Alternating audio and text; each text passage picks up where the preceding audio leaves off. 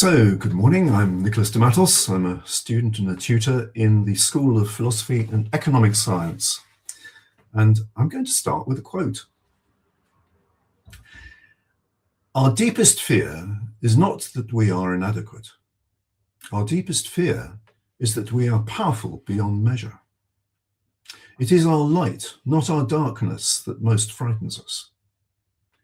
We ask ourselves, who am I to be brilliant, gorgeous, talented, fabulous?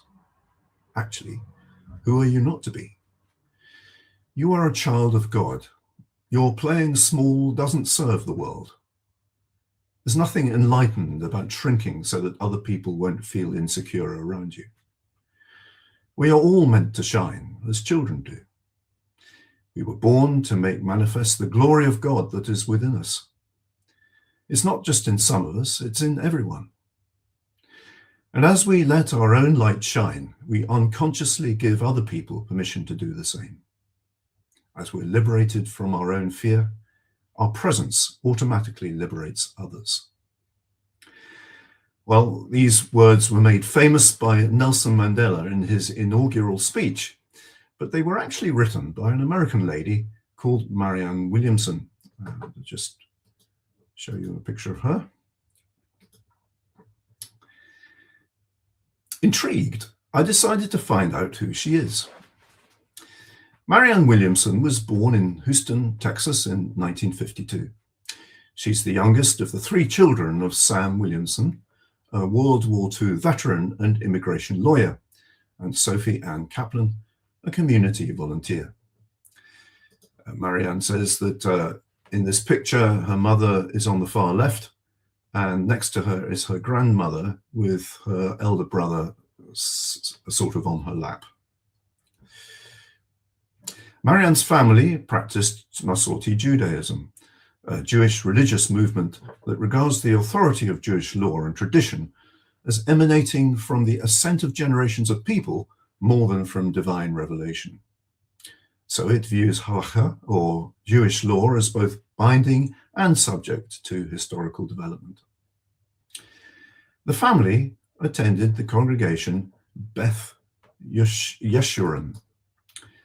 Marianne learned about world religions and equal opportunities at home and became interested in influential speaking when watching her rabbi speak against the Vietnam War. In 1965, aged 13, she recounted to her parents that her teacher at school supported the Vietnam War. Her father actually took the family to Vietnam to explain to Marianne why the war was wrong. She said that this showed her, above all, at a young age, that people were the same everywhere. Marianne studied theater and philosophy at Pomona College, Claremont, California. She was a roommate of the future film producer Linda Obst, who was to be responsible for the films Sleepless in Seattle and Interstellar. However, in 1973, aged 21, she dropped out of college and, in her own words, lived a nomadic existence in a wasted decade. However, fallow ground can be the making of bumper crops. Vanity Fair, who interviewed her later, said that her 20s were characterized by existential despair, which is when someone loses their sense of meaning. At the end of a relationship, she finally suffered a deep depression, which itself gave rise to a desire to help people. When you are at rock bottom, the only way out is to look out and serve others. At this time, Williamson also started reading, particularly a book written by Helen Schucman. She is a clinical and research psychologist, and this book was called A Course in Miracles, in which Schucman described the greatest miracle as gaining a full awareness of love's presence in a person's life. As a result of this, Williamson explored spirituality, metaphysics, and meditation, with all of which she reconciled her Jewish faith. She described Schucman's book as her path out of hell, the latter referring to her wasted decade. A Course in Miracles has had mixed reviews. but Williamson described it as spiritual psychotherapy. In 1979, aged 27, Williamson opened a metaphysical bookstore, sang regularly in a nightclub, got married and divorced almost immediately, as she put it, and in her words, underwent a spiritual surrender. 4 years later, after a flash of inspiration, she closed her bookshop and headed to Los Angeles, where she rented an apartment and led prayer groups there. Her message was that divine love is the core and essence of every human mind. She clearly had a gift for communication, because as people heard about the young woman whose message was that God loves you no matter what, they began flocking to hear her. And soon she had to rent space in churches. 4 years after this, in 1987, aged 35, she was lecturing monthly in New York and increasingly in demand as a speaker throughout the US and Europe. Notably, Williamson did not charge for her lectures. If people wanted to donate, she suggested $7, but refused to turn away anyone for lack of money. She became spiritual leader of the Church of Today, a unity church in Michigan. The Unity organization, founded by Charles and Myrtle Fillmore, emphasizes a personal connection with God, affirmative prayer, practical Christianity, and teaches that all people are created with inherent divinity. Williamson, by this time, had 2,300 congregants and 50,000 television viewers. Her blend of inspirational speaking and administrative acumen was the cause of rapid expansion. By 2019, she had written 14 books, of which 4 have reached #1 in the New York Times bestsellers list. The most popular of these is A Return to Love, Reflections on the Principles of A Course in Miracles, written in 1992. It is from this book that the quote with which I began this talk was taken. Not being chary of practicing what she preached, in 2014 she ran as an independent candidate representing a congressional district of California